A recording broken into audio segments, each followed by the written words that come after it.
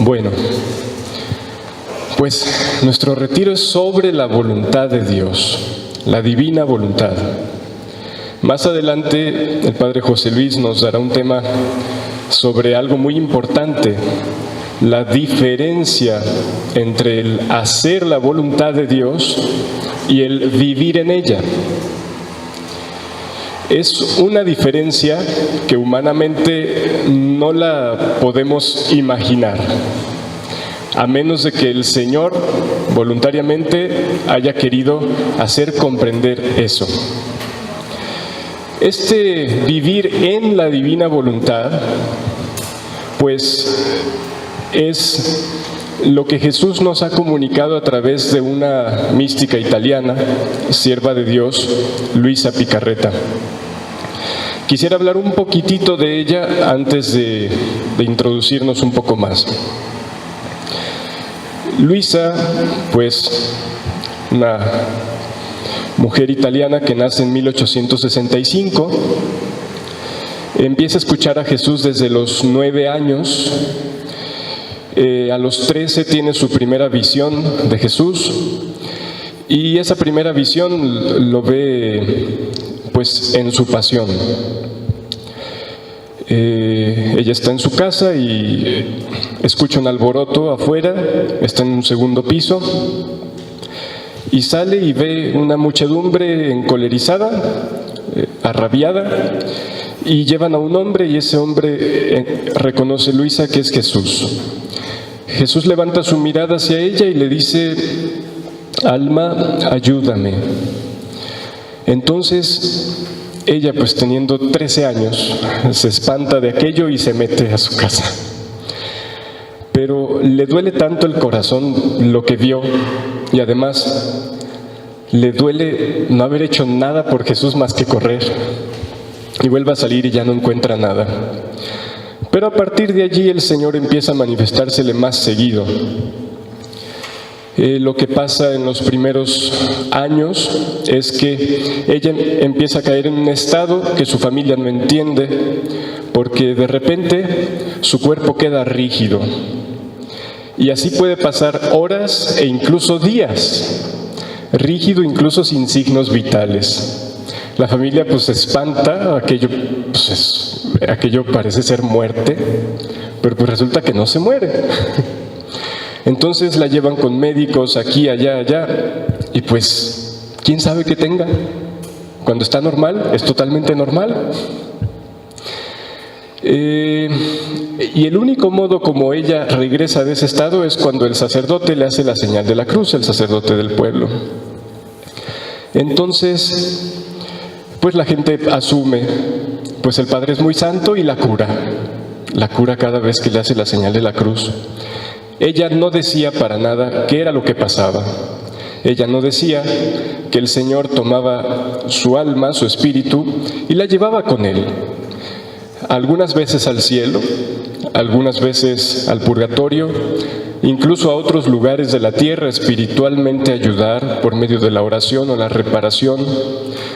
La lleva a su pasión de Jesús, a sufrir junto con Él.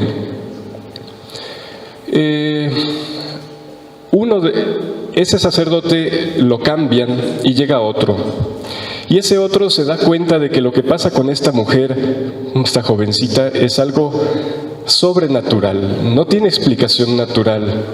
Entonces él le pide por obediencia que hable, que diga de dónde, por qué sucede eso.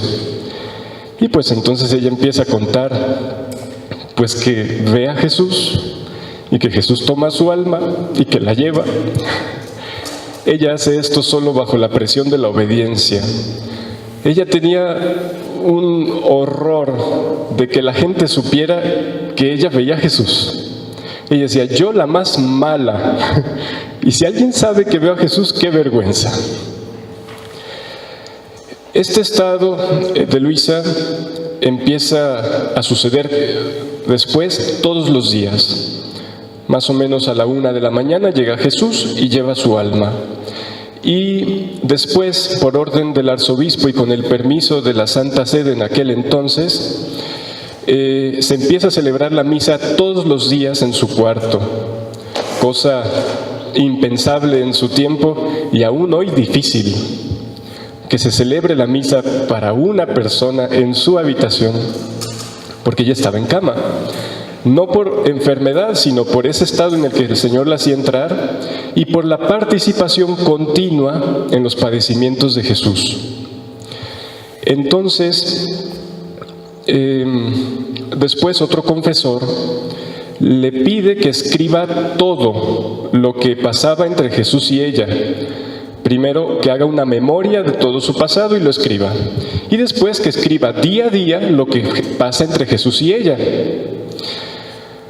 Luisa le suplicó al Señor 1 y 1000 veces que no permitiera ese suplicio. Ahora pasa que alguien dice tener un mensaje y al instante ya está en las redes sociales y se comparte por aquí y por allá. Sabemos que uno de los signos de un verdadero misticismo es el deseo de ocultamiento y la plena conciencia de la nulidad personal sin Dios. Entonces, Luisa le suplica al Señor que no sea necesario escribir. Es un suplicio demasiado grande interiormente para ella. Sin embargo, le imponen por obediencia que debe escribir. Y entonces ella empieza a escribir sus memorias desde su infancia, y allí aparece cómo el Señor la va guiando de un modo muy, muy particular, y cómo la va purificando en su interior y también en su exterior. Incluso aparece que le da la gracia del matrimonio místico, cosa que a grandes santos se las da después de un largo proceso, casi al final de su vida. A Luisa se lo da más o menos a los 23 años. El matrimonio místico en el cielo y después lo confirma en la tierra. El Señor le da la participación de los estigmas, pero ella le suplica que no se vean. Y Jesús accede a esto y no se veía. Sin embargo, cuando hicieron los juramentos para su causa de beatificación, quienes la conocían decían que si su mano se ponía a la luz del sol se veía el hueco. Bueno, sin embargo, al Señor no le importaba tanto la parte externa con ella. Había demasiado para su interior como para hacer cosas externamente llamativas.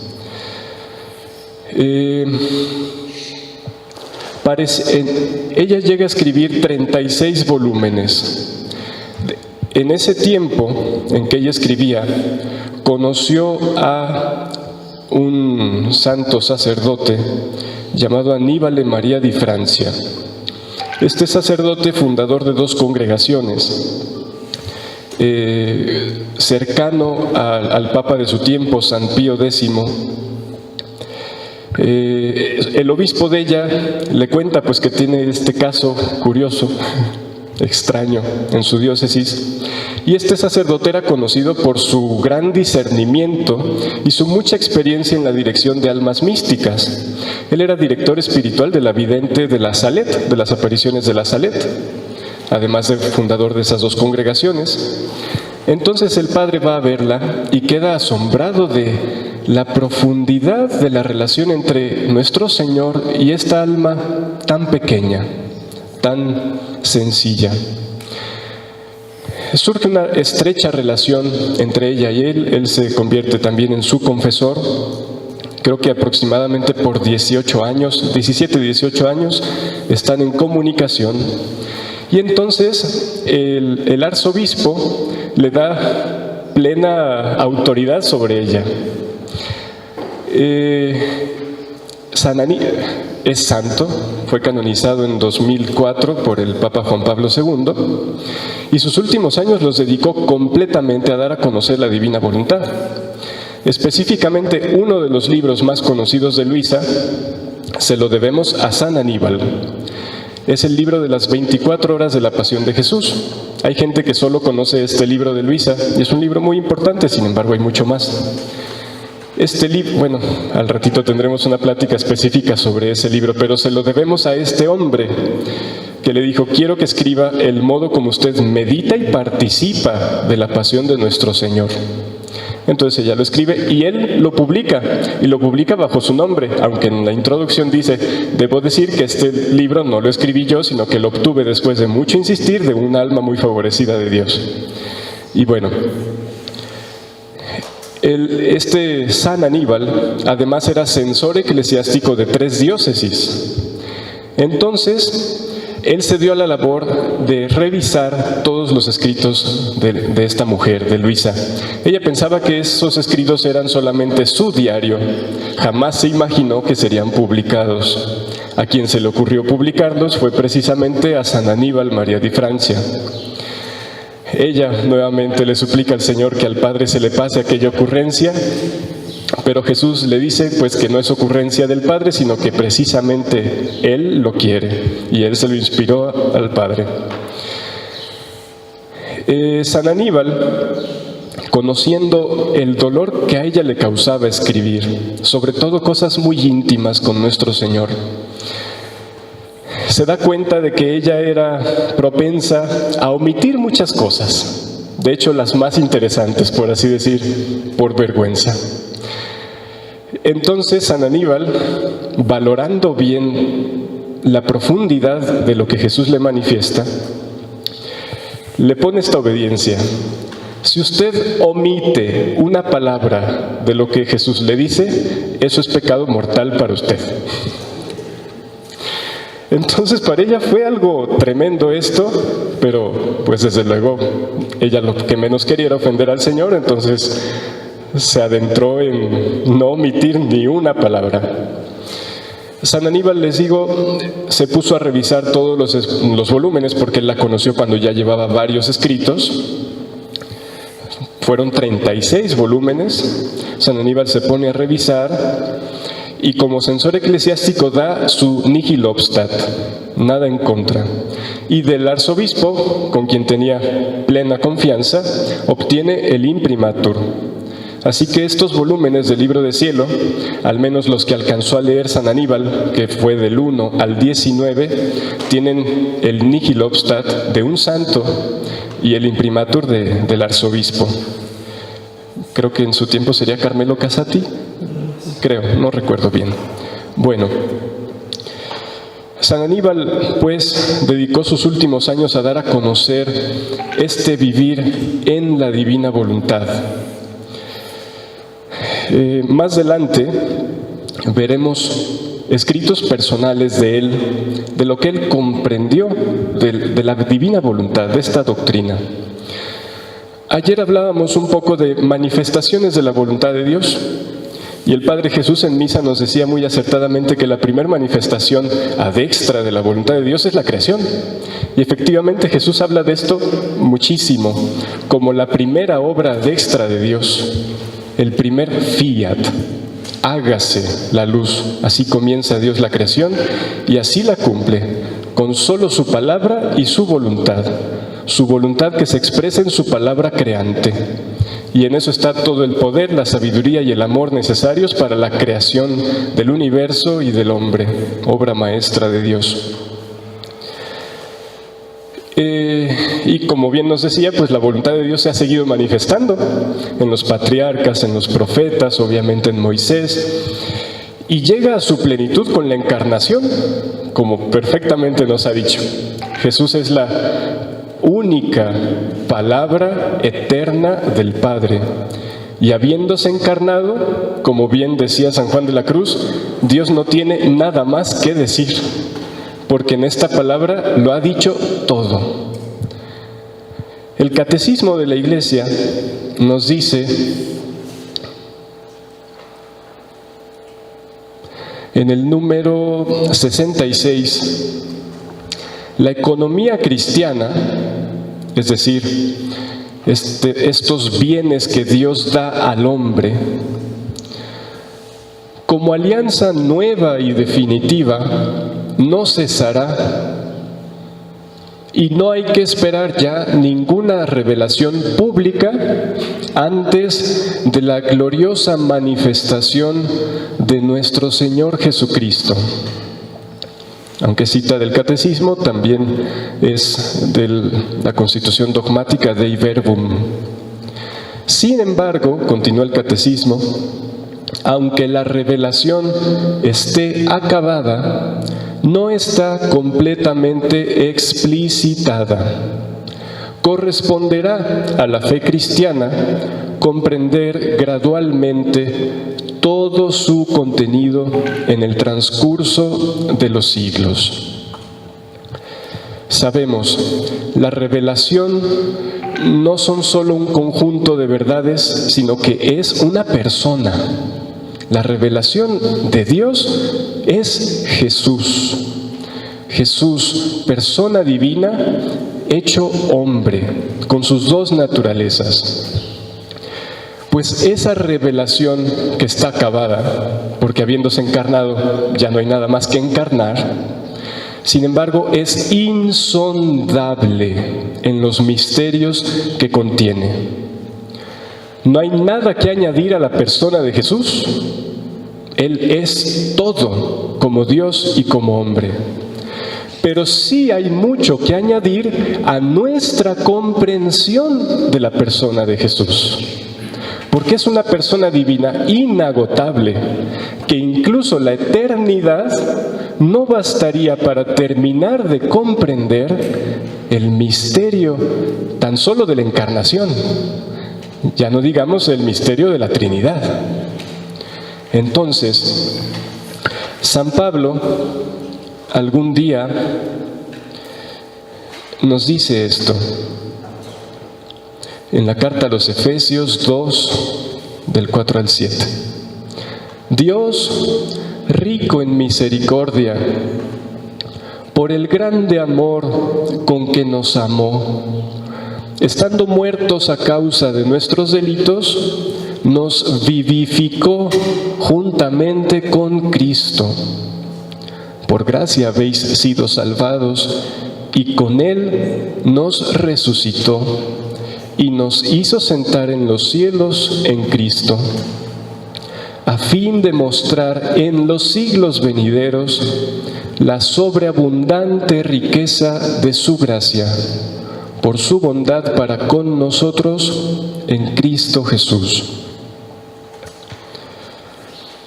En Cristo, pues, está toda la riqueza divina. Pero es curioso cómo San Pablo nos dice que esa riqueza que está en la persona de Cristo se irá manifestando poco a poco en los siglos venideros. Como dice ahí, a fin de mostrar en los siglos venideros la sobreabundante riqueza de su gracia por su bondad para con nosotros en Cristo Jesús. O sea, esa riqueza inagotable está toda en Jesús. Lo único que nos queda es abismarnos en la persona de Jesús para ir comprendiendo cada vez más ese tesoro inagotable, del cual siempre hay algo más que descubrir. Como decía el Señor, que todo escriba instruido en la ley es como aquel padre que saca de su tesoro cosas nuevas, cosas antiguas. Bueno, pues el tesoro es Jesús, pero poco a poco nos permite ir comprendiendo. Decía el anterior número del Catecismo que no habrá ninguna otra revelación pública. La revelación pública contiene todo lo que se necesita para alcanzar la salvación y no le falta nada.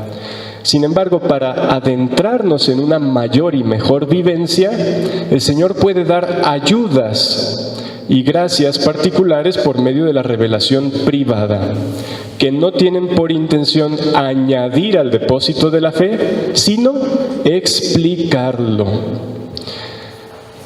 Es curioso cómo en el Evangelio, ustedes saben que Jesús hablaba en parábolas. Le gustaba hablar así.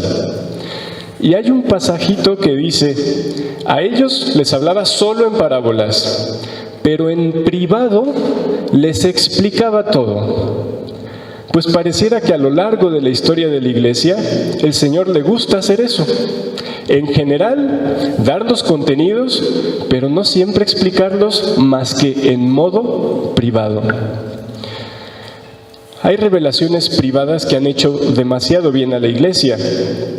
Una de las más conocidas, pues, es el Sagrado Corazón de Jesús, dado a Santa Margarita María Alacoque en los años 1600 y algo.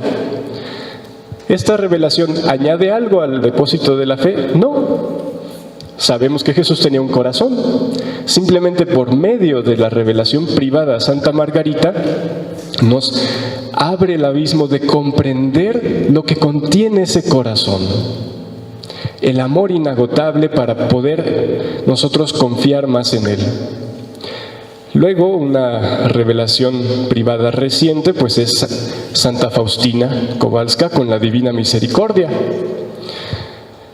¿Acaso la Divina Misericordia añade algo al depósito? No, pero nos hace comprender cuánta riqueza hay en la misericordia de Dios. Y quienes llegan a leer su diario, pues se dan cuenta de que allá hay demasiado, mucho más que solo rezar la coronilla de la Divina Misericordia. Profundidades tremendas de bondad y de amor de Dios a sus criaturas. Bueno, pues habiendo dado este preludio, ¿qué es lo que hay en esta revelación privada que hace nuestro Señor por medio de la sierva de Dios, Luisa Picarreta?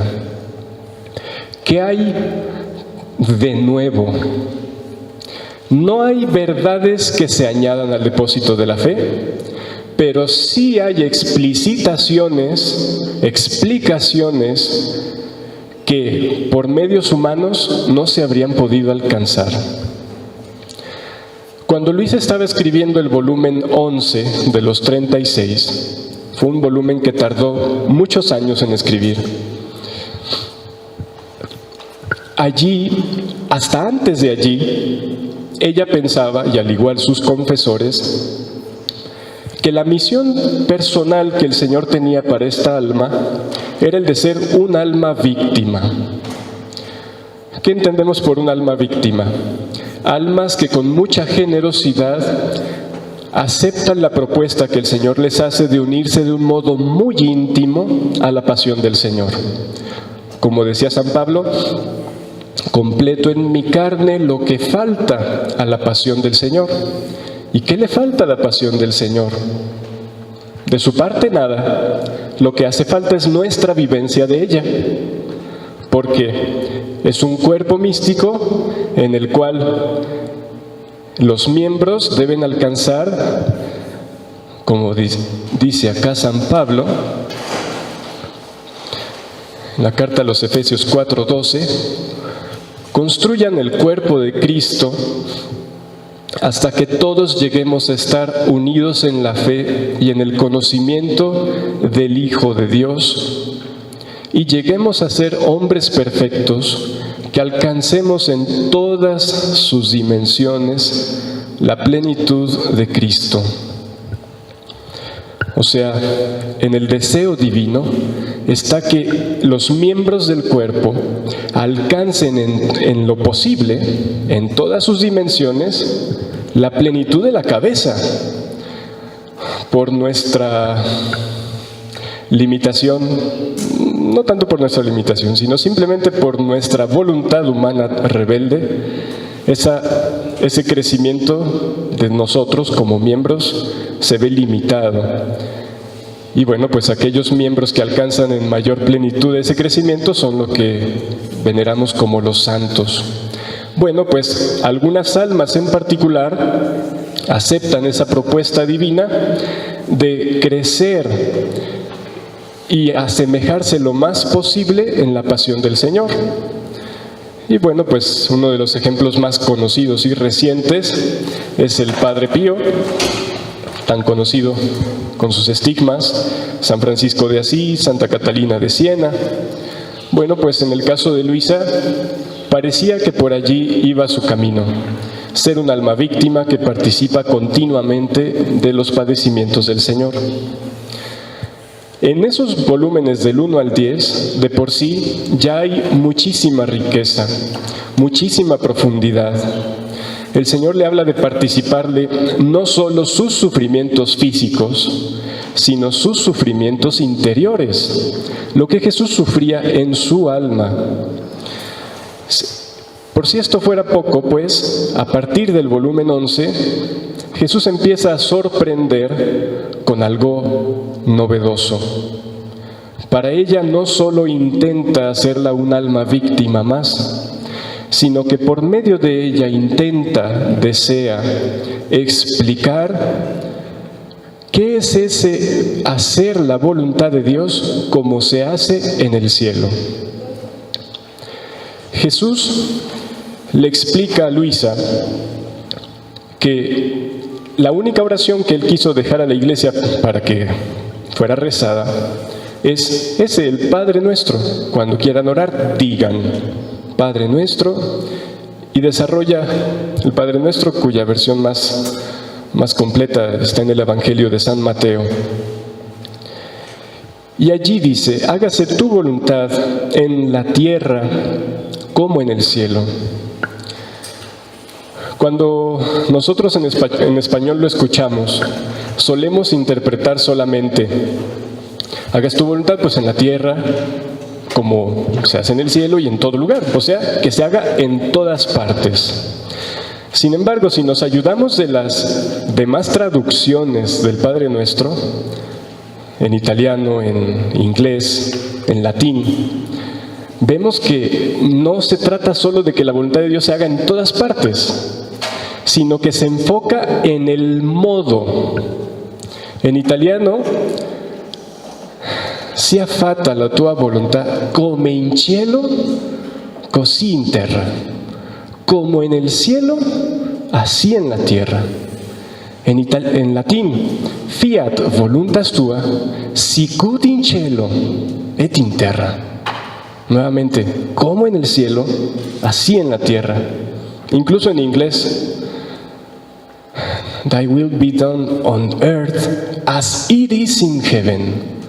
Al modo como es en el cielo. No digo que esté mal traducido al español, no, pero nos da margen para entenderlo solo como que se haga la voluntad de Dios en el cielo, en la tierra y en todo lugar. Y desde luego que eso queremos. Pero podemos olvidar el aspecto del modo, como en el cielo, así en la tierra. Es tan así que normalmente no nos detenemos a pensar cómo se hace la voluntad de Dios en el cielo. Nos quedamos solo en el aspecto de, pues resignémonos a la voluntad de Dios para que se haga en todas partes, en nuestra vida y en todos. Sin embargo, es el modo particular, como en el cielo, así en la tierra. Hay un numeral del catecismo. Ustedes saben que el catecismo tiene un apartado para explicar el Padre Nuestro.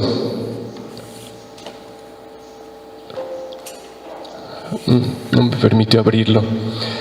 Pero en el apartado que explica las peticiones del Padre Nuestro, hay una cita de un padre de la Iglesia donde dice, es San Agustín, y dice esto: las palabras, hágase tu voluntad, en la tierra como en el cielo, podrían cambiarse sin alterar la verdad por estas otras. Hágase tu voluntad en la Iglesia como en nuestro Señor Jesucristo. Palabras poquito más o poquito menos es lo que dijo San Agustín. En la Iglesia como en nuestro Señor Jesucristo. ¿Cómo hacía Jesús la voluntad del Padre? ¿Acaso Jesús solo se sometía a la voluntad divina? Sabemos que se sometía, desde luego, pero ¿acaso era solo ese el modo como Él cumplía la voluntad del Padre? Sabemos, y esto por el catecismo, que Jesús, siendo persona divina, tiene dos naturalezas, la humana y la divina. y de acuerdo a cada una de sus naturalezas tiene dos voluntades. No sé si recuerdan esto, en el catecismo tiene dos voluntades, humana y divina. Así que en cada acto de Jesús están obrando las dos voluntades. Jesús no es solo un hombre que obedece a la voluntad de Dios.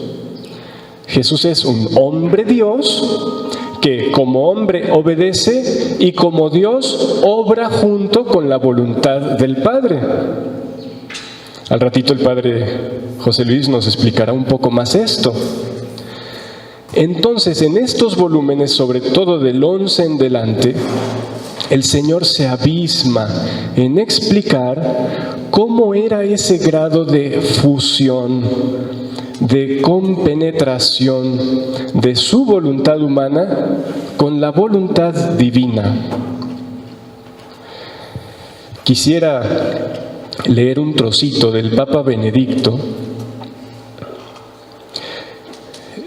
El Papa Benedicto conoció de los escritos de Luisa Picarreta siendo cardenal, porque en su tiempo, pues él, siendo prefecto para la doctrina de la fe, es cuando se beatifica y también cuando se canoniza a San Aníbal. Y pues San Aníbal, como les digo, dedicó sus últimos años completamente a dar a conocer esta obra que Jesús le da a esta sierva de Dios, Luisa Picarreta. Entonces, en los escritos del Papa Benedicto encontramos ciertas cosas que es el mismo lenguaje que usa Jesús con Luisa Picarreta.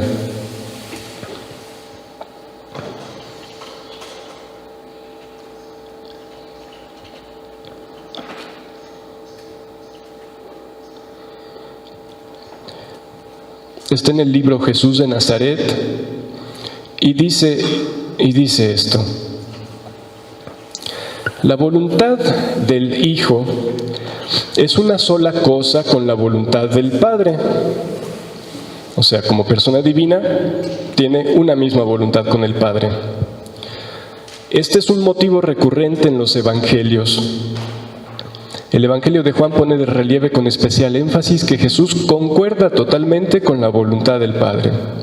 Este proceso, para llegar al consentimiento, se presenta de modo dramático en el Monte de los Olivos, cuando Jesús toma la voluntad humana y la introduce en su voluntad filial.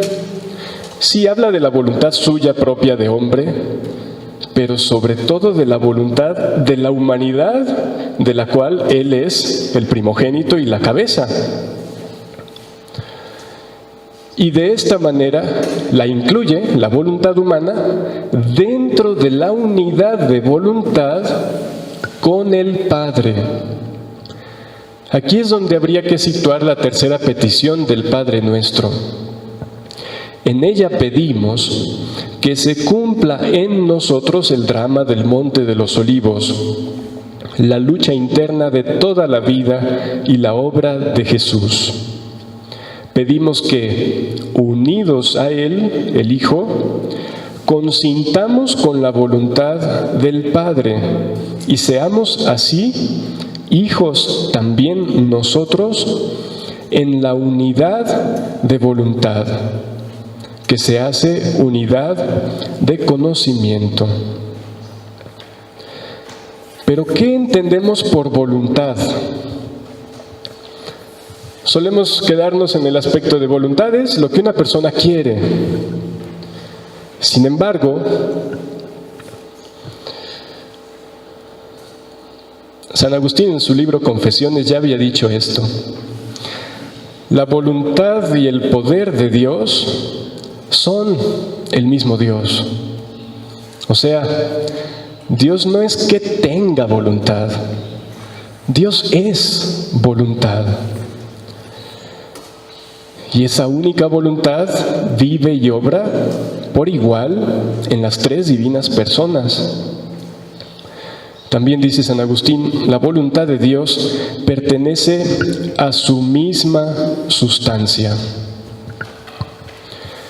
Así que, ¿qué podemos entender cuando Jesús le dice a Luisa que quiere hacer don a la humanidad, que quiere donar su voluntad divina.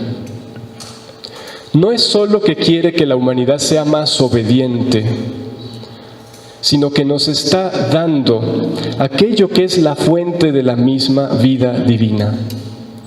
Jesús decía en el Evangelio: aquel que beba del agua que yo le daré, ésta se convertirá en su interior en una fuente que brota para vida eterna.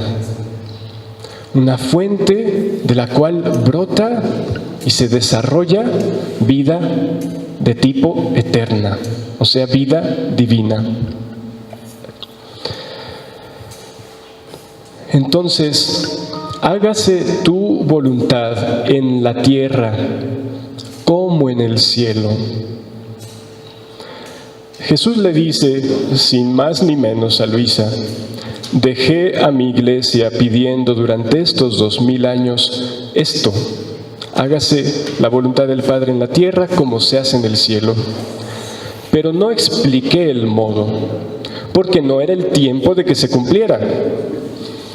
Cuando Dios dijo en la creación: hágase la luz, es una voluntad imperante que hace en el instante lo que dice.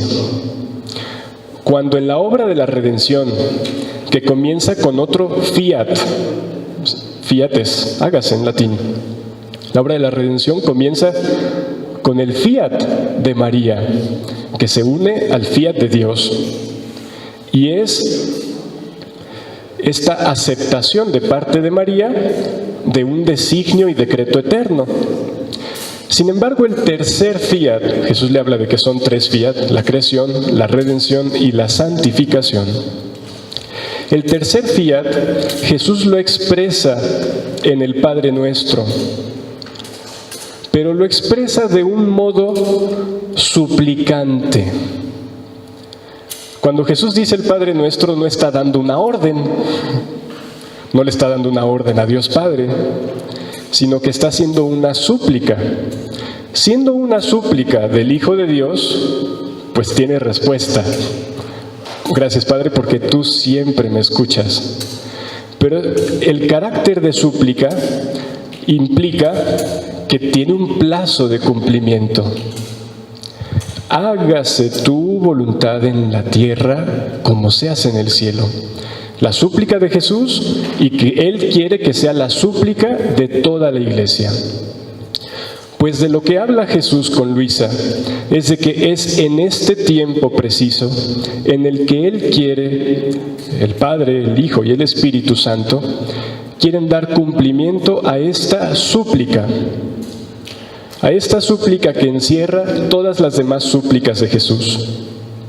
Esta súplica encierra aquella otra sublime de: Padre, que todos sean uno, como tú y yo somos uno. Y si leímos lo del Papa Benedicto, esa unidad implica unidad de voluntad, que no es solo querer lo que Dios quiere, sino obrar con nuestra voluntad unida en la misma voluntad divina. En el cielo, pues, ¿cómo se hace la voluntad de Dios? No sé si me equivoco, pero quizá muy poquísimas veces lo pensamos. ¿Cómo se hace la voluntad de Dios en el cielo? Eso pedimos, pero ¿cómo se hace? Nuevamente, el Papa Benedicto nos puede ayudar. Nuevamente en su libro Jesús de Nazaret, volumen 1, nos dice: existe una voluntad de Dios con nosotros y para nosotros que debe convertirse en el criterio de nuestro querer y de nuestro ser. Ahí donde se cumple la voluntad de Dios, ahí está el cielo. Porque la esencia del cielo es ser una sola cosa con la voluntad de Dios. En el cielo no solo se hace lo que la voluntad de Dios quiere, claro que sí, pero no solo eso, sino que se vive fundido en esa voluntad al grado que la vida de todos los bienaventurados en el cielo es la misma vida de Dios. O sea, la bienaventuranza eterna es ese fluir de la vida divina en todos aquellos que viven allí. De modo que en el cielo, claro, Jesús le explica a Luisa con mucho detalle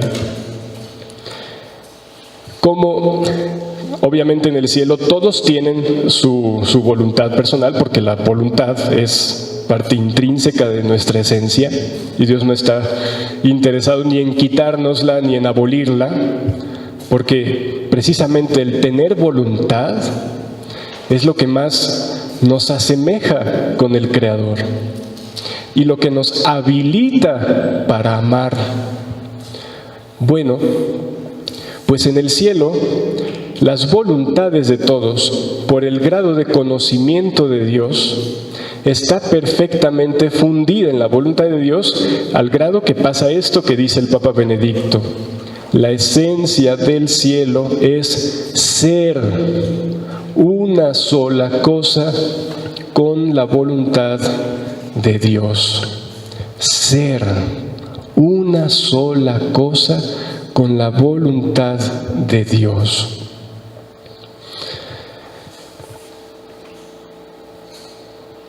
Jesús le dice esto a Luisa.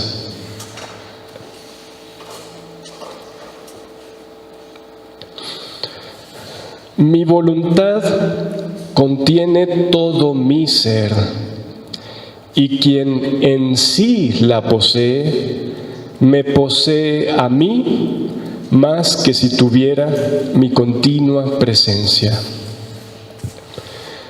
Jesús habla de que el acto de más amor que puede haber entre creador y criatura es esta donación, no solo de acciones, no solo de momentos, no solo de palabras, de esfuerzos, de sacrificios, sino de voluntad. La criatura que le da a Dios su voluntad, y esto han intentado y lo han hecho muy bien todos los santos, pero la novedad que Jesús le plantea a Luisa es Dios diciéndole a la criatura: ten la mía. Dios diciendo a su criatura: ten mi voluntad, para que me dejes obrar a través de tus actos. Así que, claro, el vivir en la divina voluntad viene a llevarnos a vivir de un modo más profundo esa unión con la voluntad de Dios, de modo que no solo sea obediencia, no solo yo haciendo lo que Dios quiere, sino yo, criatura, permitiendo a la voluntad divina obrar en cada uno de mis actos, poniendo en mis actos tan insignificantes y miserables por mí, poner Él sus cualidades, las cualidades con las que obra su voluntad divina. Esto es un poco de lo que encierra esa petición: hágase tu voluntad en la tierra como se hace en el cielo. Al hablarles de esto, yo no les hablo de algo que yo viva, les hablo de algo que anhelo vivir, de algo que poco he comprendido en los escritos de Luisa, pero que es sublime. Más adelante creo que tengo otro momento, y entonces es donde quiero leer lo que San Aníbal dice de qué es este vivir en la divina voluntad. Porque, pues, o sea, yo sé que yo estoy consciente de que puedo equivocarme en el modo como yo interpreto los escritos de Luisa. Totalmente. Cualquiera puede hoy incluso tomar la Sagrada Escritura e interpretarla como le da la gana. Y pues ahí tenemos todas las sectas y todo lo que vemos hoy en día, de todos los errores. Por eso tenemos el magisterio de la Iglesia. Entonces, esta revelación privada que Jesús nos hace a través de la sierva de Dios, como les digo, si bien no añade algo al depósito de la fe, sí implica y lleva comprensiones, explicitaciones del modo de obrar de la voluntad humana con la voluntad divina que no se habían pensado antes y que sin embargo no se oponen, pero que no se habían pensado. Entonces, por eso al intentar compartirles un poquito de esto, pues trato de tomar algo de lo que el Papa Benedicto ha dicho y que sabemos que tuvo acceso a estos volúmenes. De hecho, los volúmenes de Luisa estuvieron guardados en el Vaticano durante muchos años. Fueron accesibles solo hasta el momento de la beatificación de San Aníbal. Porque antes, después del periodo del Papa Pío X, pues vino Pío XI, y en ese periodo los místicos que había en su tiempo, Dios permitió que sufrieran un poco de persecución. Fue en ese periodo en el que el Padre Pío se le prohibió celebrar misa en público, confesar, y estuvo encerrado. Y pues suerte semejante le tocó a la sierva de Dios Luisa Picarreta, y sus escritos fueron tomados y llevados al Vaticano. Bueno, de esos escritos, pues fue todo el libro del cielo con los 36 volúmenes, perdón, no todos los volúmenes porque todavía no acababa de escribir, pero uno de los libros fue puesto entonces en el índice de los libros prohibidos. Sabemos que ese índice ya no existe, sin embargo, vale la pena tenerlo como referencia. Entonces, cuando intentan beatificar a San Aníbal, pues resulta el problema de que él había dado todo su esfuerzo por ayudar a dar a conocer los escritos de esa mujer, de quien uno de sus libros estaba en el índice de los libros prohibidos. Entonces, pues el cardenal Ratzinger se da la labor de investigar qué está pasando, porque están a punto de beatificarlo. Y lejos de parar la beatificación de San Aníbal, se procede con ella. Personalmente, por intervención del cardenal Ratzinger, esos escritos que estaban guardados se hacen públicos en aquel momento, y él le pide al obispo Ricardo Guízar de aquí de México, que tenía relación con todo esto, le pide que vaya a Corato a decirle al arzobispo de allí, de Trani, que comience la causa de beatificación de Luisa Picarreta. Solo para intentar despejar un poco del asunto de los libros prohibidos. En esa lista se caía no solo por contener algún error, sino por más cosas, por cosas que en su momento no podían ser comprendidas. Y para algunos ejemplos quiero poner, allí en ese índice estuvo también el diario de Santa Faustina. A su momento no fue comprendido, y solo cuando el Papa Juan Pablo II decide pues beatificarla y canonizarla, ese libro que estaba en el índice de los libros prohibidos viene a ser pues un libro tan conocido y con tanto provecho para la humanidad. Ahora, allí también estuvo un libro de San Luis María Griñón de Montfort. ¿Y de quién otro padre? ¿Sería? De San Alberto Magno. Bueno, con esto lo que quiero decir es que allí llegó a haber libros que Dios permitió que estuvieran allí, no porque tuvieran algún error, sino porque no era el momento de que fueran conocidos, como es el caso de Santa Faustina, de San Alberto, aquel otro de San Luis María Griñón de Montfort. Bueno, pues de todos los libros de Luisa, ahí estuvo solo uno o dos, los cuales ahora ya tienen imprimatur, pues. Entonces, eso solo para dejar esa parte atrás.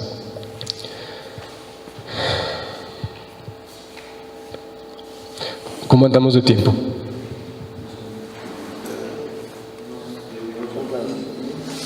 Ok.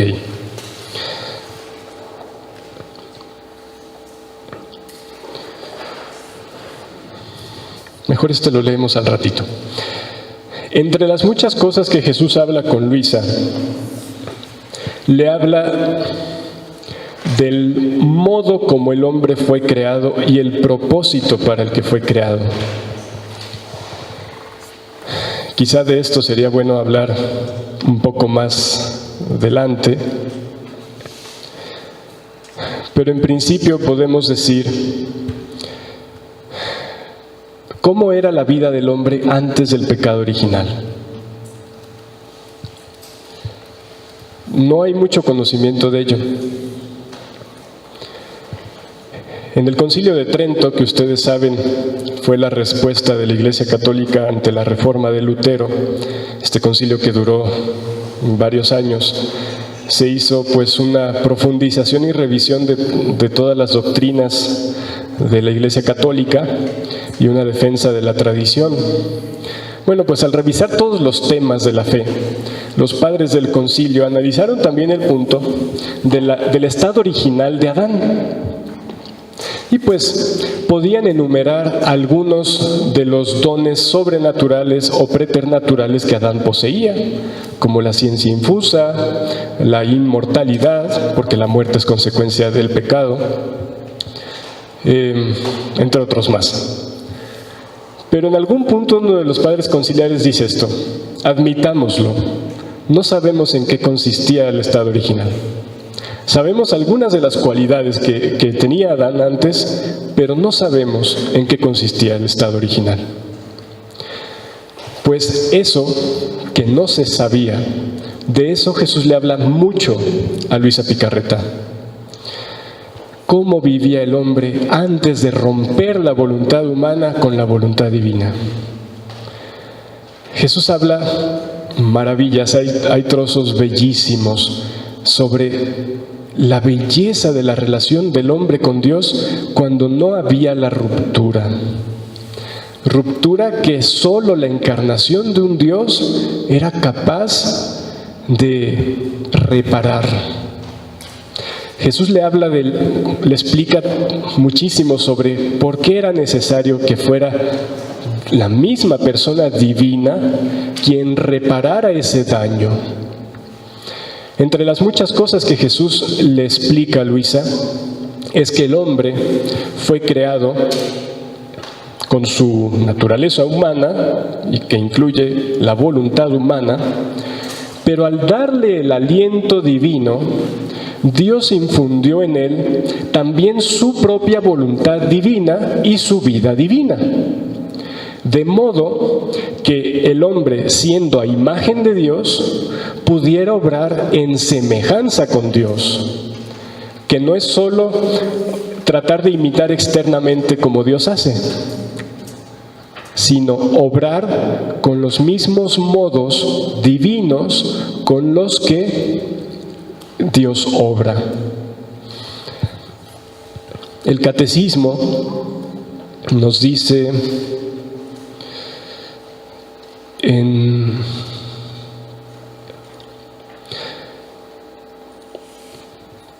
cuando nos preguntamos ¿a qué vino Jesús a la tierra? Pues la respuesta ordinaria, rápida, es a salvarnos. Y de hecho, vino a salvarnos. Pero no se detiene allí el proyecto divino. Y para esto recurro al catecismo. ¿A qué vino Jesús a la tierra? El catecismo nos dice, en el número 460, el Verbo se encarnó para hacernos partícipes de la naturaleza divina. ¿Y qué es la naturaleza divina? De eso Jesús habla muchísimo con Luisa. Nosotros humanamente, por medio de la filosofía, pues podemos determinar cómo ciertas cualidades de la naturaleza divina. Pero es muy interesante cuando alguien de la naturaleza divina, como es Jesús, habla de esto con una criatura. Claro, todos sabemos desde el principio que Jesús es Dios, pero el modo como, por así decirlo humanamente, funciona esa naturaleza divina, y como Jesús se lo explica a Luisa, es una maravilla. Continúa este número del catecismo citando a San Irineo, donde dice: Porque tal es la razón por la que el Verbo se hizo hombre, y el Hijo de Dios, Hijo del hombre, para que el hombre, al entrar en comunión con el Verbo, y al recibir así la filiación divina, se convirtiera en Hijo de Dios. Este don de vivir en la divina voluntad, el único modo de que la criatura pueda vivirlo, y Jesús lo explica sobreabundantemente a Luisa, es en comunión con el Verbo encarnado. Porque el Hijo de Dios, con su voluntad eterna y divina, al unirla de modo indisoluble, en unión hipostática, con la voluntad humana de su naturaleza humana, nos da acceso, por medio de su humanidad, a esa voluntad divina. De no ser por ese vínculo, por ese camino que es Jesús, pues el hombre no tiene nada, es más, ni siquiera para obedecer la voluntad divina, no se diga para unir la voluntad humana con la divina. San Atanasio es un poco más a rajatabla y él lo dice así: porque el Hijo de Dios se hizo hombre para hacernos Dios. Y sabemos que no es yo erigirme como otro Dios, sino es ese grado de unión de las criaturas como cuerpo místico de esa cabeza que es divina, humana y divina. Y por medio de la unión de los miembros con esa cabeza es que la naturaleza divina pasa a los miembros. Santo Tomás, pues, de Aquino, al fin de esta cita del Catecismo, nos dice: el Hijo unigénito de Dios, queriendo hacernos participantes de su divinidad, asumió nuestra naturaleza para que, habiéndose hecho hombre, hiciera dioses a los hombres. Más adelante, el Padre José Luis nos va a hablar de las disposiciones necesarias para vivir este don. Yo solo quiero adelantar que incluye una completa conciencia de la nada personal. O sea, yo no soy Dios, yo no me hago Dios. Lo único que puedo hacer es dar mi fiat y permitir que Dios me comparta lo que Él en su infinita bondad quiere compartir. ¿Y qué quiere compartir un Dios que es amor? Todo lo que Él es. Todo lo que Él es, en la medida posible a las criaturas y desde luego por el medio de la persona encarnada de Cristo.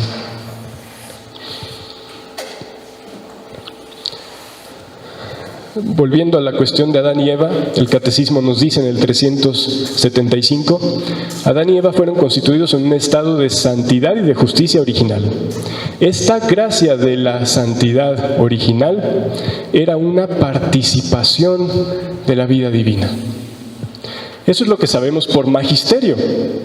Adán poseía y vivía una participación de la vida divina. Pero ¿qué encerraba esa participación? ¿Cómo se desarrollaba? Los efectos que producía en él, en la creación y en su relación con Dios, pues no lo sabemos. A menos de que Jesús lo diga. Y eso ha hecho por medio de los escritos de la sierva de Dios, Luisa Picarreta. Y Jesús habla de por qué habla de esto. ¿Por qué habla del estado original del hombre? Porque quiere llevar al hombre al estado original. En el catecismo, ya que no lo puedo abrir en la computadora, nos habla de que la restauración que Dios quiere hacer del mundo y de la humanidad simplemente lleva a recuperar el estado de origen.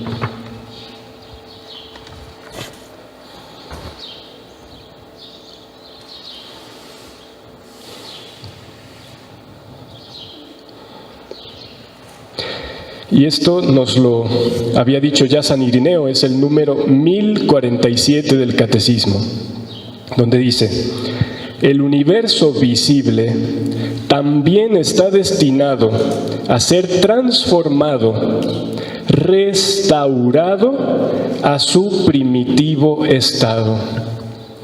Jesús habla con Luisa, aunque se enfoca muy poco en el aspecto externo de esta restauración, sin embargo, en algunas pocas páginas también habla de las implicaciones externas de esa restauración. Sabemos que San Pablo dijo que la creación gime en el presente con dolores de parto, anhelando la manifestación gloriosa de los hijos de Dios. San Pablo dice que gemimos en nuestro cuerpo anhelando la plena condición de hijos. Y esa plena condición es eso que Jesús le dice a Luisa y de lo cual el Papa Benedicto leímos. Esa unión de la voluntad humana a través de la voluntad filial de Cristo con la voluntad divina, lo que da al hombre un acceso más pleno al vivir de Dios. Por último, sé que me he extendido un poco, pero en esta cuestión de cómo era en el principio, una de las fórmulas más comunes de adoración que hacemos hacia Dios, fórmula, es gloria al Padre, al Hijo y al Espíritu Santo, como era en el principio. Pero nadie se detiene a pensar nunca cómo era en el principio. Y sin embargo es así como el Padre, el Hijo y el Espíritu Santo desean recibir gloria ahora y siempre. En el Evangelio vemos que Jesús toma también como referencia el principio cuando se le plantea la cuestión del divorcio. Y él dice, Moisés permitió el libelo de divorcio por la maldad de sus corazones, pero en el principio no era así. Esto, de algún modo, muestra esa intención divina de restaurar las cosas a como era en el principio. Habiendo leído que el propósito de la encarnación del Hijo de Dios es no solo salvar al hombre, porque salvarlo es, te caíste, te levanto. En el propósito, aunque Dios ya preveía la caída, sin embargo, no era parte de su deseo. No es que Dios deseara que el hombre cayera para después levantarlo. Aunque preveía que iba a caer, dijo, muy bien, lo vamos a levantar. Pero el punto es, ¿qué propósito tenía si el hombre no hubiera caído? De eso habla Jesús con Luisa. Porque ese propósito, en la mente divina, no ha quedado atrás. Se ha debido posponer por la lentitud del hombre y Dios ha llevado una sabia y divina pedagogía. Pero el punto es que quiere llegar a ese punto. Entonces, ahora sí, para terminar, no quiero dejar pasar esta lectura del libro de Cielo. El 24 de enero de 1923. Dice Jesús, mi voluntad en el cielo contenía al Padre, al Hijo y al Espíritu Santo. Una era la voluntad de las tres divinas personas, mientras eran distintas entre ellas, pero la voluntad era una. Y esta, siendo la única que obraba en nosotros, formaba toda nuestra felicidad, nuestra igualdad de amor, de potencia, de belleza. Si en vez de una voluntad fueran tres voluntades, no podríamos ser felices, mucho menos volver felices a los demás. Habríamos sido desiguales en la potencia, en la sabiduría, en la santidad, etc. Así que nuestra única voluntad obrante en nosotros es todo nuestro bien, del cual brotan tantos mares de felicidad que ninguno puede penetrar hasta el fondo. Quienes no lo saben, Luisa estudió solamente el primer año de educación básica. Ella obviamente no tenía ni lo más mínimo de conocimiento, ni de filosofía, ni de teología, y sin embargo ha escrito cosas que simplemente no están al alcance de la habilidad humana. Y por último, habiendo dicho que el propósito divino es hacer al hombre partícipe de la vida divina, ¿qué podemos decir de qué es la vida divina? Sabemos que es pues, la vida que Dios vive y que por naturaleza es eterna. Pero ¿cómo es? ¿Cómo funciona? Entre lo mucho que Jesús le dice a Luisa, quiero leer solo este trozo, que es del 17 de septiembre de 1933. Y dice Jesús: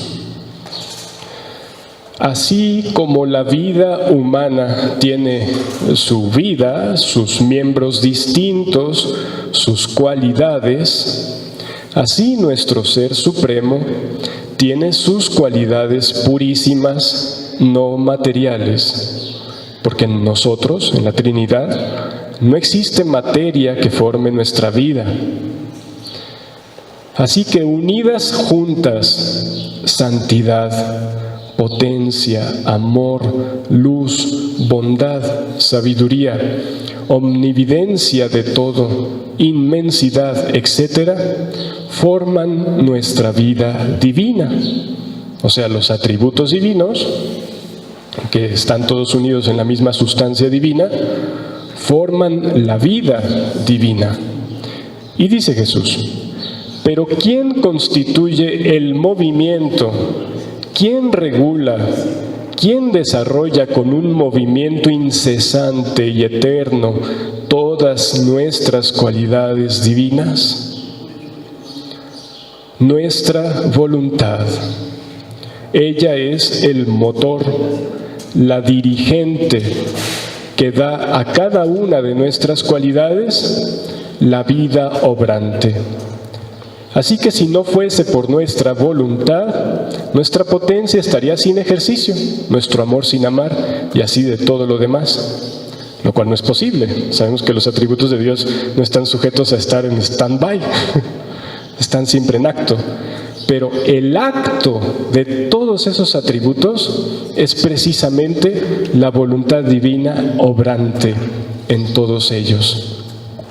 Y esta voluntad divina obrante en ellos es la vida divina. Así que el modo como Dios quiere, y como en el cielo ya sucede, que las criaturas toman parte de la vida divina, es a través de la unión de la voluntad humana con la divina. Y bueno, por ahora dejémoslo así. Y si tienen preguntas, ahí viene el Padre para que las conteste.